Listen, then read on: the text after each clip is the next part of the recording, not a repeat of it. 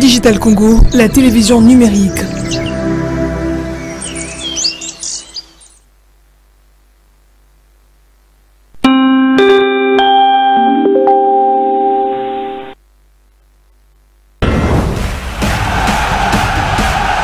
Ces magazines vous est offert par OneXBet, fiable, sûr et sécurisé.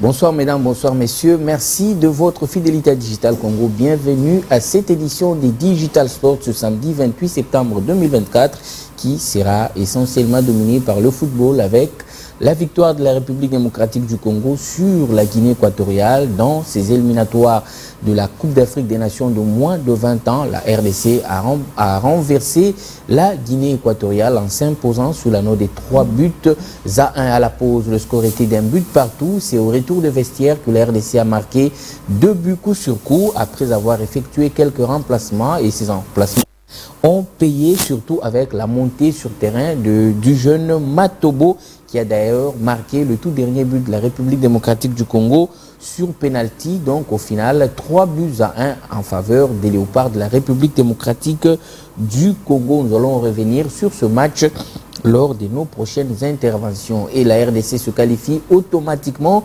pour les demi-finales qui auront lieu le mardi 1er octobre 2024, et ça sera face au Cameroun qui a terminé premier du groupe B devant le Gabon, la République démocratique devant le Gabon et la République centrafricaine. Et dans le groupe A, la RDC a terminé deuxième juste après le Congo d'en face, mais devant la Guinée équatoriale qui a perdu les 2 premières journées. Et la RDC a fini deuxième avec 3 points. Donc la RDC jouera le Cameroun. Ça sera le mardi prochain lors des demi-finales, et nous allons y revenir. Il faudra signaler quand même que seuls les finalistes de cette compétition se qualifieront automatiquement pour la phase finale de la Coupe d'Afrique des Nations de moins de 20 ans qui aura lieu au Maroc. On va parler de la Super Coupe de la CAF. Après 4 sacres sur les 5 dernières années en Ligue des Champions, le National Al-Ahly a en revanche confirmé ses difficultés en Super Coupe de la CAF en s'inclinant pour la 2e fois consécutive ce vendredi en Arabie Saoudite. Et après l'USM Alger la saison passée, le géant égyptien s'est cette fois-ci incliné face à son grand rival, le Zamalek, sur la note de 4 buts à 3. Ça, c'est après la séance des tirs au but. Dans le temps réglementaire, les deux équipes se sont séparées sous la note d'un but partout. Et Zamalek totalise après cette victoire 5 super coupes, derrière bien sûr le National Al-Ahly qui en compte 8. On va parler du FC Saint-Éloi Lupopo qui a réaménagé son staff technique après l'élimination en Coupe de la Confédération. C'était le week-end dernier. L'ancien entraîneur de l'SV Club, passé la saison passée chez les Aigles du Congo, Luc Eymel, a pris les commandes du staff technique et a dirigé même la première séance d'entraînement. C'était au stade Gaëtan Kakouji de Lubumbashi. À l'issue de cette séance d'entraînement, Luc Eymel a répondu aux questions de la cellule de communication du club d'Outre-Tunnel. Très content d'être ici, et j'avais trouvé la ville de Lubumbashi très bien, un peu moins encombrée que Kin et un peu plus propre. Et le climat est un peu différent aussi de Kinshasa, il y a souvent du vent, etc. Et je trouve que c'était bien. On est là un petit peu pour essayer d'améliorer encore le niveau de Lupopo, vu que le président est une personne ambitieuse et a envie d'amener Lupopo à un autre niveau. Malheureusement, il y a eu cette élimination en Coupe de Confédération. C'est pas bien pour les supporters, c'est pas bien pour le comité et le président. vu les moyens qu'on injecte dans le club. Mais bien entendu, on va essayer de remédier à ça. Comme je viens de le dire aux joueurs, il faut tirer les leçons de ces erreurs passées pour être meilleur aujourd'hui et peut-être atteindre quelque chose dans le futur. Le but, c'est d'améliorer Lupopo pour qu'il atteigne un niveau supérieur. J'avais vu, ma femme m'a fait remarquer qu'il y avait beaucoup de commentaires. Des gens disaient « Amenez Lukeman à Lupopo, amenez Lukeman à Lupopo ». Donc oui, j'avais déjà été en contact précédemment avec le président, mais il avait choisi de garder sa confiance au coach. Je pense que c'est un homme de parole et c'est la raison aussi pour laquelle il l'a nommé maintenant directeur technique. Donc venez nous soutenir en nombre. J'ai vu que le stade était super comble en Coupe d'Afrique. Je pense que c'est une grosse déception pour tout le monde. On aura besoin de vous à tous les matchs. Il n'y a pas de petits matchs. Bien sûr, il y a le fameux match sur Mazembe, le 3e match, mais il n'y a pas que ça. Tous les matchs sont importants. Si vous gagnez Mazembe et que vous perdez la semaine d'après à Tanganyika, c'est ridicule. Donc il faut essayer de trouver de la constance et faire plus plaisir, bien sûr, aux joueurs, à leurs familles, au comité, au président et bien sûr aux supporters. Je pense que Lupopo, c'est une des équipes les plus populaires en RDC. Werner est arrivé, il veut faire quelque chose de cette équipe et moi j'en suis ravi et je pense que c'est une personne bien et qu'on va essayer d'aller de l'avant. Et les joueurs, il va falloir qu'ils se mettent au rythme de travail que je demande et on espère qu'on sera prêt pour le 6. Luc Aimel qui a pris la place de Mohamed Magasuba qui a été élevé au rang du directeur technique du club jaune et bleu de Lubumbashi. À Brazzaville, Jean-Guy Blaise Mayolas, président du comité exécutif de la Fédération congolaise de football, a été démis de ses fonctions et c'était à l'issue de l'Assemblée générale ordinaire tenue le 25 septembre dernier à Brazzaville par la majorité des membres composant cette assemblée. Donc Guy Mayolas a été démis de ses fonctions. Une commission ad hoc a été mise en place pour gérer les affaires courantes jusqu'à la tenue de la prochaine assemblée. Les détails dans cet élément que nous propose notre correspondant Guy Blaise Seydou. Après une autre conséquence drastique tirant le football congolais vers le bas, née de la divergence entre le comité exécutif de la FECOFOOT et les membres de l'Assemblée générale, ces derniers ont pu finalement tenir l'Assemblée générale extraordinaire tant revendiquée. Placé sous la direction du directeur général des sports représentant le ministre en charge des sports, assisté par le représentant du comité national olympique et sportif congolais, cette retrouvaille a été sanctionnée par la révocation du comité exécutif de la FECOFOOT tout en mettant en place le bureau de la commission ad hoc. Après un échange, les membres de l'Assemblée générale ont unanimement décidé de la levée pure et simple de toutes les sanctions infligées au club ainsi qu'aux officiels. En conséquence de la révocation du comité exécutif, les membres de l'Assemblée générale extraordinaire ont unanimement élu le bureau de la commission ad hoc qui se compose ainsi qu'il suit. Président, William Théodule Boaka.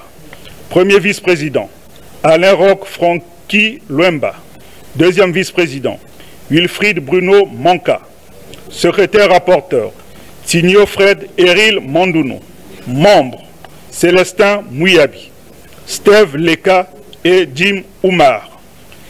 Élu président de la commission ad hoc William Boaka, on est conscient de la lourde tâche qu'il attend désormais. Au final, c'est une mission qui permet simplement de gérer les affaires courantes très rapidement et organiser les élections en bonne et due forme à la prochaine assemblée extraordinaire et que nous mettions en place le bureau exécutif définitif qui va nous aider à relever le niveau du foot. Rappelons que les instances habilitées internationales du football saisies du conflit qui opposent les membres de l'Assemblée générale et le comité exécutif de la FECOFOOT sont appelées à descendre sur place pour régler ce climat malsain qui ne cesse d'empoisonner le football congolais lui-même sous perfusion depuis plusieurs années. On risque aussi d'avoir le comité de normalisation au niveau de la Fédération congolaise du football, mais il n'est pas encore question. Pendant ce temps, à Kinshasa, pendant 3 jours, la Fédération congolaise du sport pour tous était en séminaire de vulgarisation. Objectif, former et réfléchir sur les missions de la Fédération et formuler les recommandations. La clôture est intervenue ce vendredi. Retour sur les 2 dernières journées dans cet élément réalisé par Dix Landou.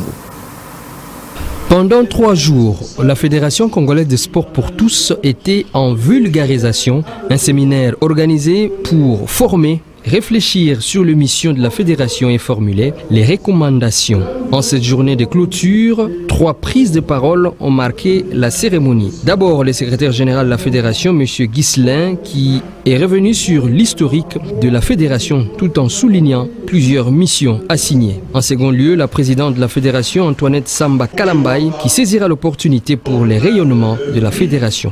Le premier atelier, c'était le sport pour tous et la santé publique. Comme recommandation au gouvernement, faire un état des lieux de la médecine sportive en République démocratique du Congo. Intégrer les médecins dentistes dans le staff médical sportif congolais.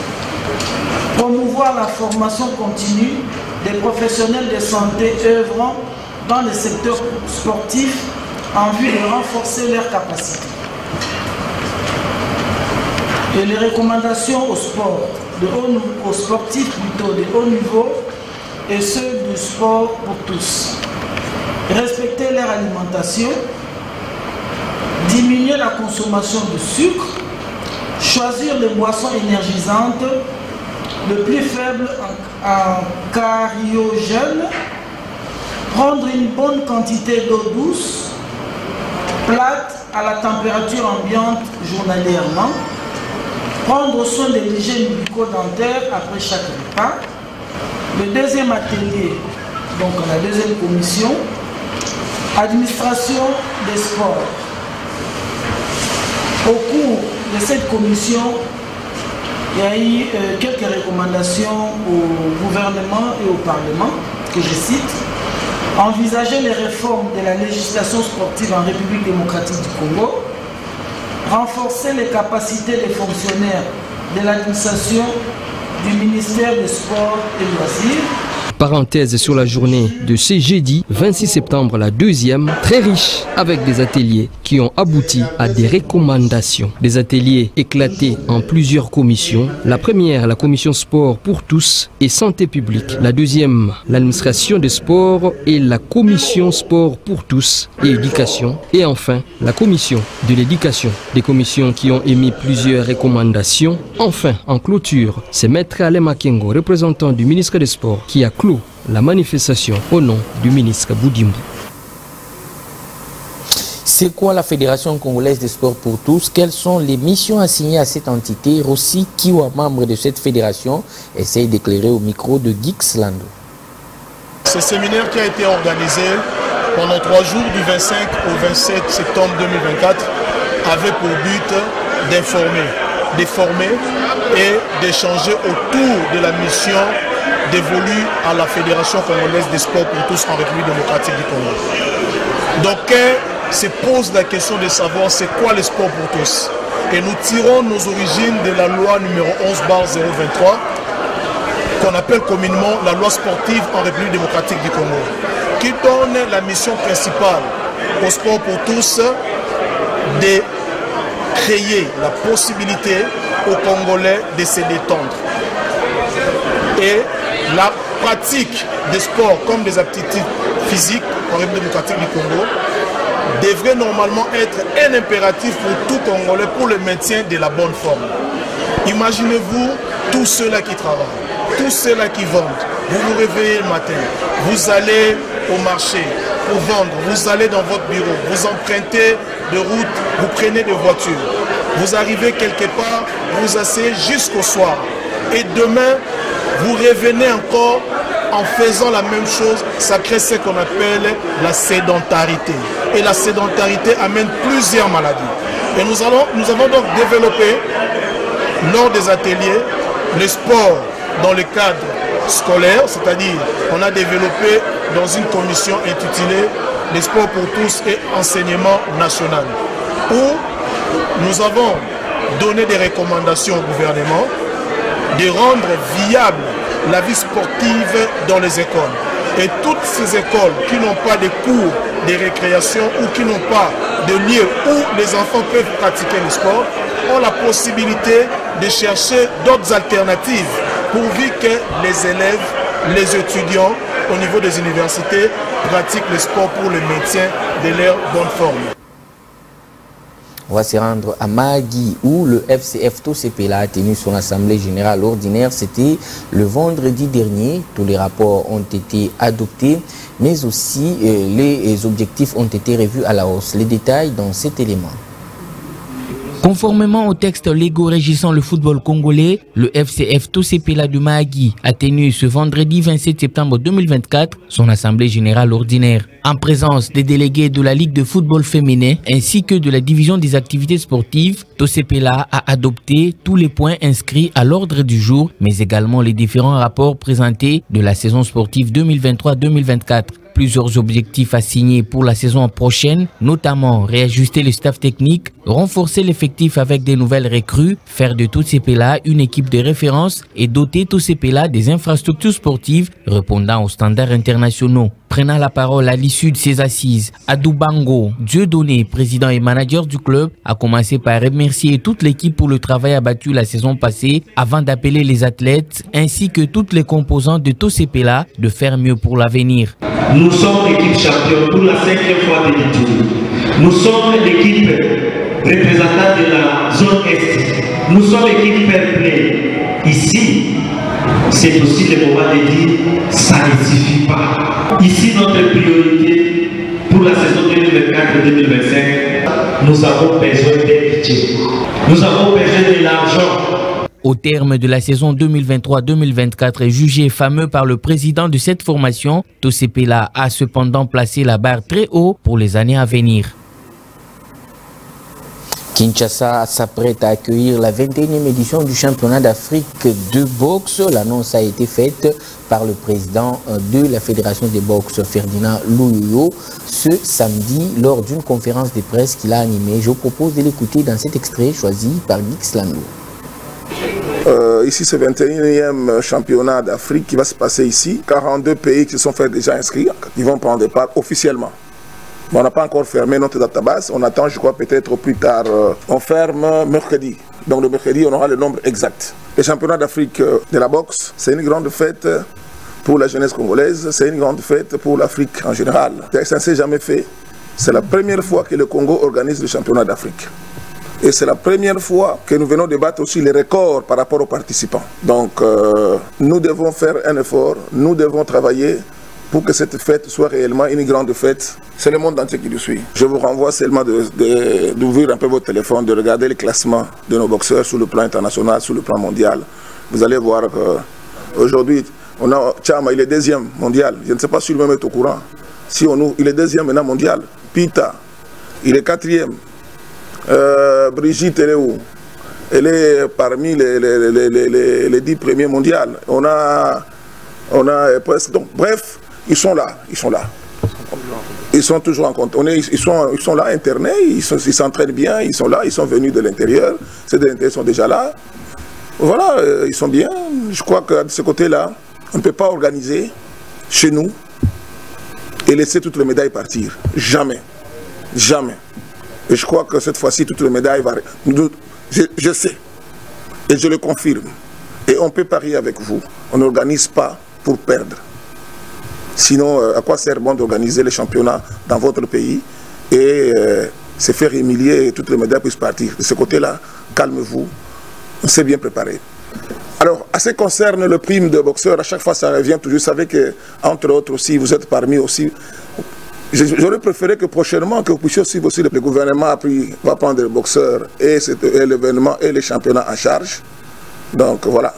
Bon, si vous voulez que je puisse vous dire à hauteur de combien, c'est leur secret. Bana Kinshasa c'est là-bas, il y a Ebele, Baya Kokumisa. Pour Bana Kinshasa, venez, Boya Kotala boxeur d'Abino, entrée gratuit. Et ça fout à thé. Donc, Moutako Sabino te que non, il y a quand même bon foot, non. Et à 13 ans, il y a Pamba. Ouverture, Ezali, le 14, jour à défiler, Boya Kotala va payer Belé Koya. Merci. On va parler cette fois-ci de la 20e édition de la Coupe du Congo de volley qui a tiré ce rideau ce samedi avec une affiche très alléchante et avec beaucoup de suspense entre la garde républicaine et les Aigles du Congo. 3-7-1 en faveur de la garde républicaine. C'était le score final. La garde républicaine remporte une Coupe du Congo qui est à sa 20e édition qui s'est déroulée à Kinshasa dans pratiquement 6 jours. Voilà qui met fin à cette édition des Digital Sport. Amis sportifs, merci de l'avoir suivi et bonne suite des programmes sur la télévision numérique. Chacun peut être expert dans son domaine. Tu peux être expert en toute analytique.